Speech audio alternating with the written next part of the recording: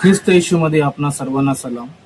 लोक म्हणतात की बायबलमध्ये खूप चुकीच्या गोष्टी आहेत, पण आज मी तुम्हाला सत्य दाखवणार आहे पुराव्यासह. अफवा नंबर 1, बायबल फक्त गोष्टींचं पुस्तक आहे.